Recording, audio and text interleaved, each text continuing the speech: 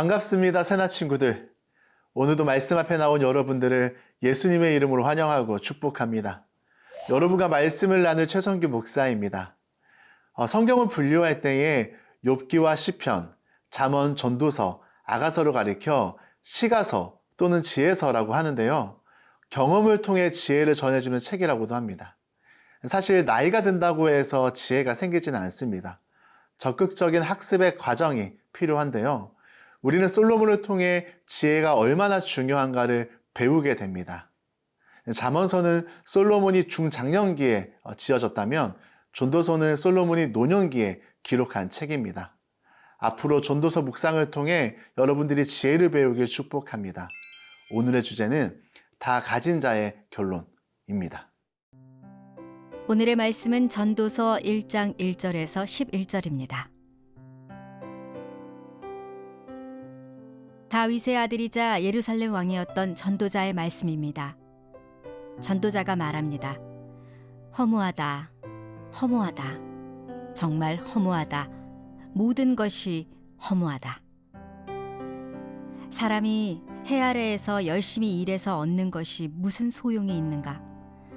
한 세대가 가고 다른 세대가 오지만 이 땅은 영원히 남아 있으며 해는 늘 떴다가 지고는 다시 그 떴던 곳으로 급히 돌아간다.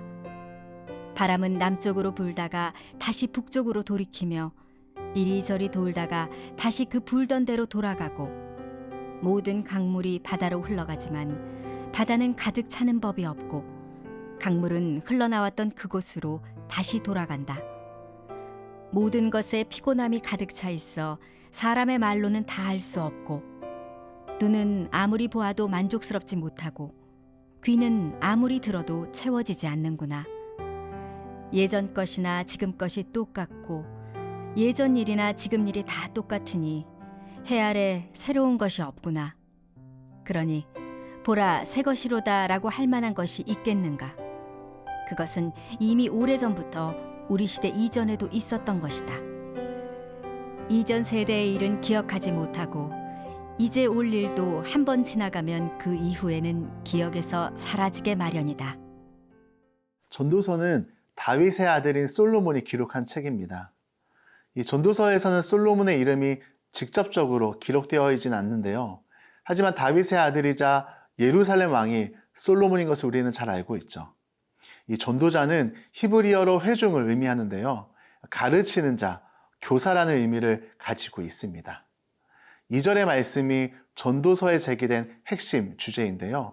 2절 말씀 함께 읽겠습니다. 전도자가 말합니다. 허무하다, 허무하다, 정말 허무하다, 모든 것이 허무하다.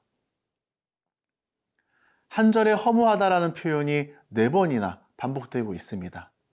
최상급의 표현을 사용하는데요. 대체 솔로몬은 왜 이런 선언을 하였을까요? 사실 솔로몬은 엄청난 규모의 영토를 가졌고 그렇게 바라던 성전과 왕궁이 완공되었습니다. 수많은 나라에서 조공이 들어오고 번영과 화려함의 끝을 보여주는데요. 부와 명예, 권력과 지혜까지 모든 것을 다 가진 그의 화려한 삶의 결론이 무엇이냐? 허무하다라는 겁니다. 이 허무하다라는 것은 의미 없다는 뜻이기도 하죠. 의미 있는 줄 알았는데 의미 없다는 것을 깨달았을 때의 허무를 느낍니다.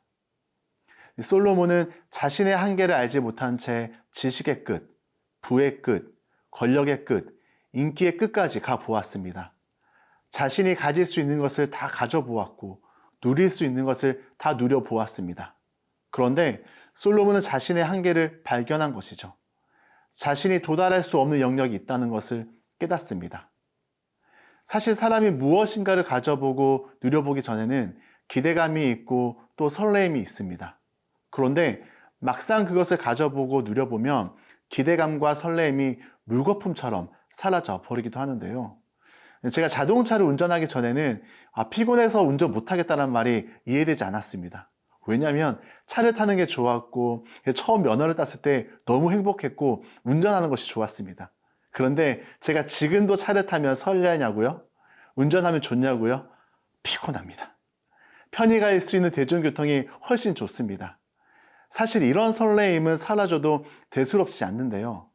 그런데 삶에 대한 허무함이 찾아오는 것은 조금 다른 문제입니다. 이 솔로몬은 자신의 삶 자체에 대한 허무감을 느끼는데요.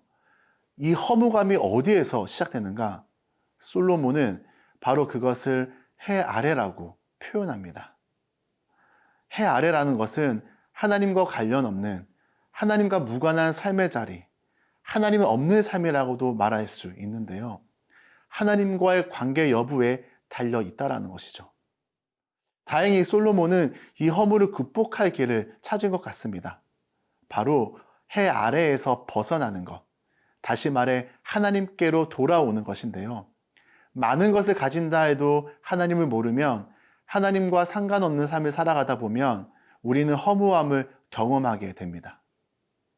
사랑하는 새나 친구들, 하나님 없는 인생은 의미가 없습니다.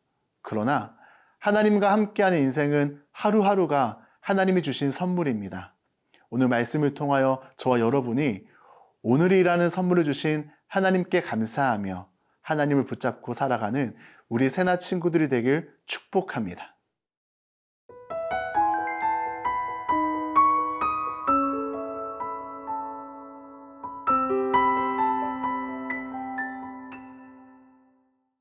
구절 말씀 함께 읽겠습니다. 예전 것이나 지금 것이 똑같고 예전 일이나 지금 일이 다 똑같으니 해 아래 새로운 것이 없구나. 솔로몬은 해 아래 새 것이 없다고 말하는데요. 새로운 것이 없습니다. 여러분의 새로움을 얻기 위해 무엇을 하시나요? 저는 여러분 같은 청소년 시절에 이 필통에 들어가는 필기구에 집착했었는데요. 사실 문구점에 가서 살 것도 없는데 들어가서 이것저것 만집니다. 왠지 이 샤프를 가지고 있으면 지금보다 공부를 잘할 것 같은 새로움을 꿈꿉니다. 그래서 전 새로움을 얻기 위해 무엇을 하느냐? 뭘 바꾸고, 뭘 사고, 뭘 가지고 이런 방식을 찾았는데요. 늘 결과는 새롭지 않았습니다.